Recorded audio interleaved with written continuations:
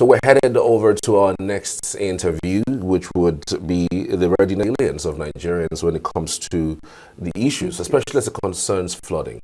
Only few we heard about flooding across Nigeria, but it is here with us in Enugu. Just in case you don't know, we are broadcasting live from Enugu State, southeast Nigeria. In our near local government areas, we saw and reported about this incident that has happened.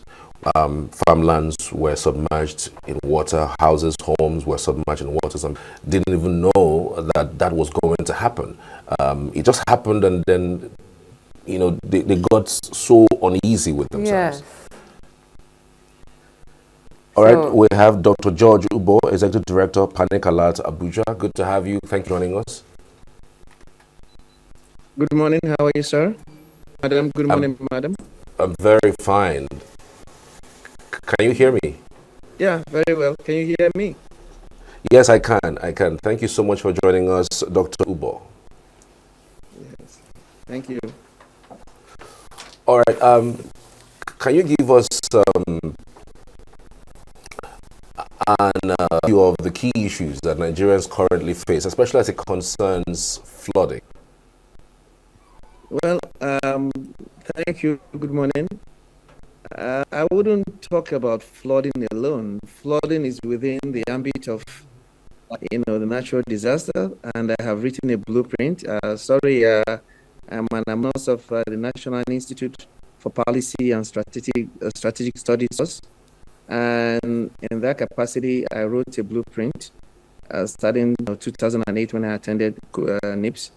And in my capacity as MD of Panic Alert Security Systems Limited, it is what I do as a security expert. But something has hit home. I live in and in 2018, there were earth tremors that was so bad we had to run from our homes. When I got to my office in Metama on Non Street, the same thing happened there. And I have the letters I wrote to the Nigerian Geological Survey Agency. And I went to their website and I found that flood, mudslides, tremors, all these are within the purview of what they're supposed to address. So when you're talking about flooding, we don't want to isolate it. Let's talk about natural disasters and the preparedness of the requisite agencies saddled with the responsibility to tackle these problems, NEMA included. Okay. When we wrote and interacted with them, we found that again, if you know me well, I fight corruption. And to me, when you talk about misappropriation of funds, to be in the front burner when people are talking about corruption. But I see corruption from when you look at the collateral damage, because when funds are provided for tackling issues like this, in the front burner, people don't look at the lack performance. Not doing not channeling money into what is supposed to, where it's supposed to go, would actually affect. That's what we see. So when these agencies don't perform, or because take that advantage, and because Nigeria, we don't like the earth tremor thing. When I investigated, I found out that it happens. It comes once in every 5 years. So and when it's happening, they are reacting to it, but there isn't any preparedness in way of pre-warning residents or giving the survey, putting the survey out. Yeah. In other climes, you have all this. So what I might say is that. Hello. Yes, sir. I didn't mean to cut you. I want you to help define resilience in the context of Nigeria, and knowing that Nigerians include its will I say speculation or the sayings that Nigerians are not known from rain until it drenches their body. So what is your reaction to insinuations, and when it comes to our readiness to solve problems? Well, I mean, I was talking about that. The issue of readiness. I mean, it's arena. I mean, we are in a country um, where we are reactive. We are not proactive now, and that has made the citizenry very resilient because we end up seeking getting the help, you know. So, and that is what makes us, resilient in form of problem. So, the flooding issue. I'm from Agbo, Delta State, same axis with Benin and everything. We know what flood, mudslides and flood has done.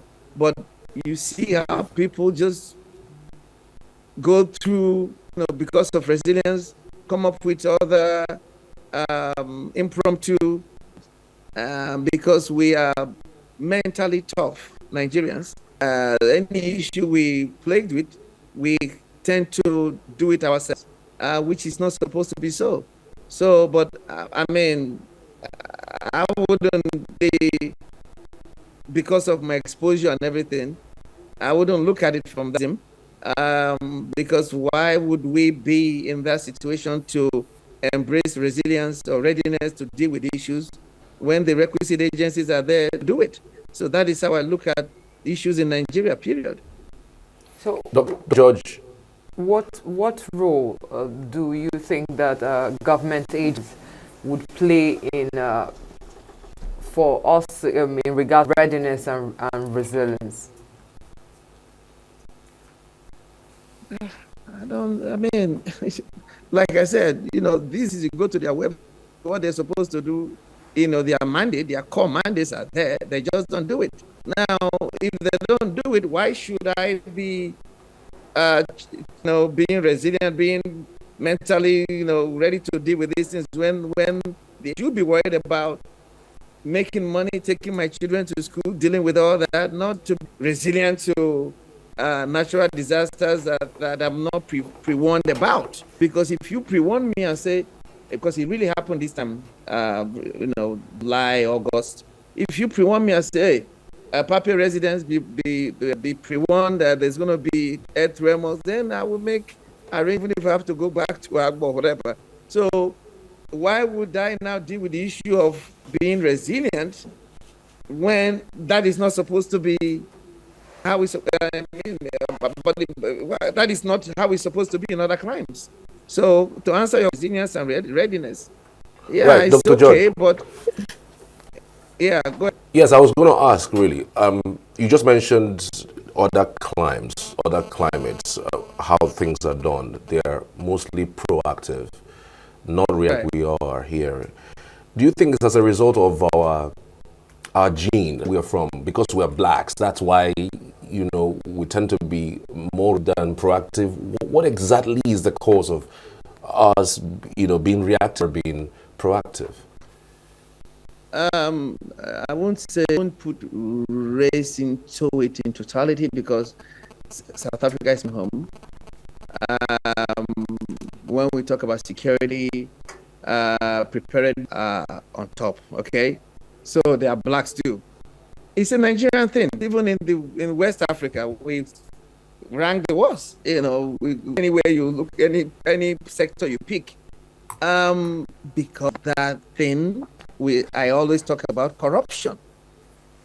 When you have a system that embraces mediocrity, that look at what is in Kenya, that the citizenry are not ready, willing, and able to call public officers to account. Detained for 101 days in 2019 for calling MFL, same thing they're prosecuting him for, I already did. So it is, a certain degree, we are the cause of this. Sorry to say. Because when you accept mediocrity, when you accept below par performance, when you see that resource channel to do something is not being done and you accept it, like in law, acquiescence is really a level of ability. We are equally culpable. If I see that a public officer, charged with, that has started with the responsibility to do something, is not doing it, and I keep quiet, that means I've accepted it. And that is what roused me about Nigeria, and Nigerians, So we need to step up to the plate, stop being docile, stop cowering to powerful, people in power. But power is transient anyway. I mean, look at now, going to court, Bible bigger than the Pope's Bible. I mean, so we all are involved in this to a certain degree. Go ahead. I'm listening. Doctor, do you also think that education plays a role, in this particular style on proactive or reactive? Do you think our level of education also plays that role, and to what extent? No, I don't think I'm full of education. We have the highest level PhDs in what per capita and everything. I think it's attitudinal, educational. Well, where did this attitudinal melee come from? Where did it come from? Yes, there should be a model that we should be looking at, yes, in order for us to say, okay, we got it from this part. So, good question. Your question is quite germane. I think about it because I was here in 1984. Before I left, I know what we went through with queuing and discipline and all that. I really don't know where we got it wrong. But for some reason, over the years, it has become progressively worse. And that is my fear. It's not even about that lack of performance, but it has become progressively worse. So what happened during the Obasanjo time with ministers, what would make Nigerians to scream and minister getting arrested, like child's play. So and when you don't see, it's when you see a situation that is getting worse, each administration, then you have that. Where are we going? We are really at the precipice, because there is a peak. Mining, coming here, having a field day, cutting away our natural resources, gems and all that. The oil sector, you name it. So it's quite appalling, and I attribute it to both the leaders and the citizens, the masses, because the leaders are being celebrated for, you see, and I say, oh, this guy is performing just because he spent money to tire road. I mean, come on now. Other countries don't see a minister with a retinue of security being worshipped and everything. That's why I say it's attitudinal. I've been to a meeting during the time of Chogam. President Kufuor came to speak to Ghanaians in Nigeria, and Ghanaians in Nigeria. That was 2003, 2004. And Dan Eric, a Ghanaian, took me there. When I got the Ghanaian High Commissioner's residence, the first thing on the table, I'm like, where is your president going to sit? He said, right there. And when the president, there wasn't this long, Ghanaians were asking for questions without the whole protocol of excellency, whatever. And I remember they asked a question regarding the road. He said something about $80,000. He felt obliged to answer happily. I mean, so we are the ones that worship these leaders and accept mediocrity until we change our attitude and understand that these leaders are here to serve you. They are not doing you a favor. Okay, Doctor, I hear you say until we change, to remove this mediocre mindset. So what role do you think that technology and innovation could in to help our readiness and resilience moving Very forward? Very good question. I have my blueprint here. Integrated technologies for homeland security, a scalable, technology-driven security and anti-corruption solution. You hit the nail on the head. Another problem we have is the inability to accept technology. I give you a case in point. In 2015, I went to, if you go to the Charima House, Ministry of Transportation, electric fence and all that, panic alert, pass protected. I went with a friend from Judumbiong, I tech wizard with IBM. So when we got into the office, he saw a lot of files like all over stacked on the wall. He was like, whispered, can you tell the guy, I can put all these files in the cloud? Yeah, just free of charge as a pilot to doing everything, because we don't do this day and age. So I told the guy, look, my guy is a tech expert. He can put all this, on the cloud for instead of you rummaging through files to look at. The guy bananas. You Americans trained, you think you know everything? Blah, blah, blah, blah. So the guy was highly embarrassed. We left. The next time I came, I said, look, I understand what your guy was saying. But if we put this in the cloud, how are we going to chop? Because the crudeness, the archaic system encourages corruption. Because, like he said, off record, that he said, in 5 years, these files will disappear. They will re-award the same contracts because everything is manual. Do you understand what I'm saying? Right. Yeah. Yes. Yeah, not that we don't know that technology is good. Nigerians, that is why we suffer from brain drain. Look at all the high tech all over the world. Nigerians are there. Even right here, my company, it is Nigerians that came up with the technology to phones and everything. They have it, but the government, are they ready to? Even my have written. I remember, I'm not going to mention name. A governor, in 2015 when President Buhari was coming, and because with this blueprint, going to have, all the, what I call the information and identity database, all the database of all the Nigerians, all movable and immovable assets. You're able to reconcile any asset to anybody. But when I finished, the guy said, this is good, but George, they would not. Because this guy I'm talking about own about 50 homes in Abuja. So if you do this, they're going to know that he owns 50 homes. Because you're going to reconcile your fingerprint to all your property, all your assets and everything. So that is what I'm talking about. We have not had a leader to do what is needful, despite whose ox is gone. Doctor, speaking of what is needful. Not that we don't have it. Say what now?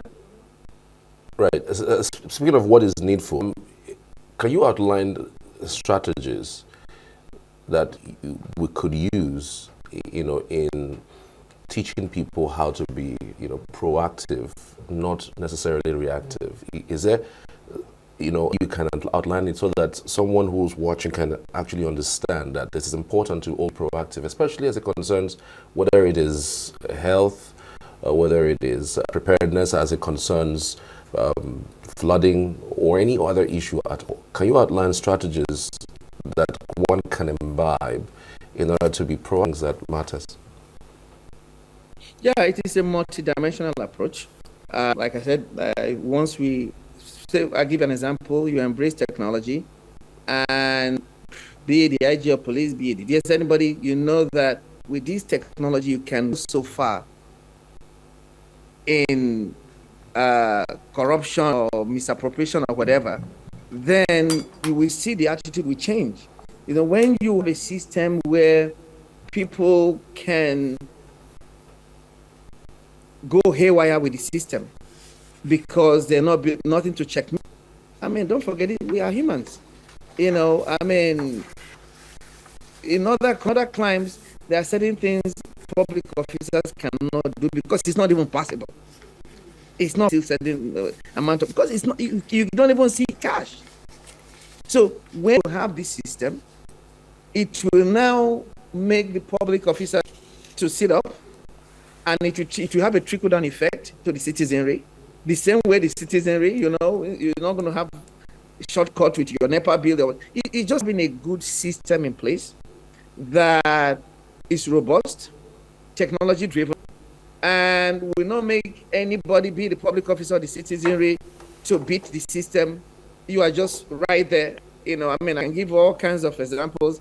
Back in the day, I used to get my security equipment from South Africa.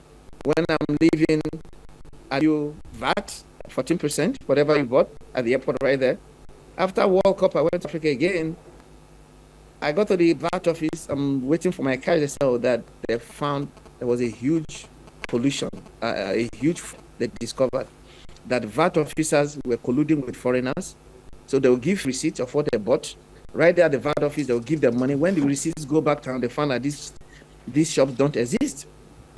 So then now come, you leave your receipt. They'll give you a card, a debit card. They'll say, we're going to verify the receipts in about two months. Go, if the receipts are okay, they will load the card with money. You tell them any currency. Oh, I am always in London. I say, okay, give me pounds. And they load it, you go, and you get the money. But this is a perfect example because, in Things Fall Apart, and the best said, "Sin have learned how to shoot without missing. He has learned how to fly without perching." So you can't stop the human psyche from beating the system. It is you who has to put the system in place to make sure that you are not beaten or that after you're beaten, you close it up. Are you listening to me? Yes, we are. Go ahead. Doc, because we have a limited number of time, and we have so much we want to learn from you, and we want you to come as well. However, in a nutshell, can you wrap up by saying the lessons, what's it called? The lessons that we could learn preparedness and the future challenges that Nigeria is prone to face if it continues in this track and way forward. Thank you, madam. Like I say, you cannot make lunch without breaking a few eggs. The issue of preparedness is a long way because you don't have to have the requisite, equipment. But if come back home, what we're talking about, natural disasters and flooding and all that, if the money budgeted for the requisite equipment to detect and make the citizenry aware to be prepared of what is going to occur in the future, if that equipment is not there, how are you going to be prepared? So that is why it's a multidimensional approach. So a question, it's a give and take situation. For you to be prepared, you have to get information is the key to anything you do in life, really. So we to have what it takes to get the equipment so that we'll be prepared eventually, for any eventuality in the future. Period. There is no shortcut. I mean, same way you go on see weather forecast, whatever. Even when I lived in Atlanta, right before it's tornado-prone city, Atlanta. Before tornado comes, you see the one inside. Leave. You watch in Louisiana, Baton Rouge, and all that. When there's going to be any whatever, they let you know. So that makes how when you prepare, you got to know what is going on. You got to be pre-warned. So that is why in our climb, because the information is not. Yeah, go ahead. Dr. George. Thank you very much. I hope the contribution was okay. Thank you. All right, thank you so much, Dr. George. I appreciate you. I'm sure that we will be speaking with you further on some of these issues, resilience, and of course readiness as it concerns, Nigerians. Many thanks for Mark.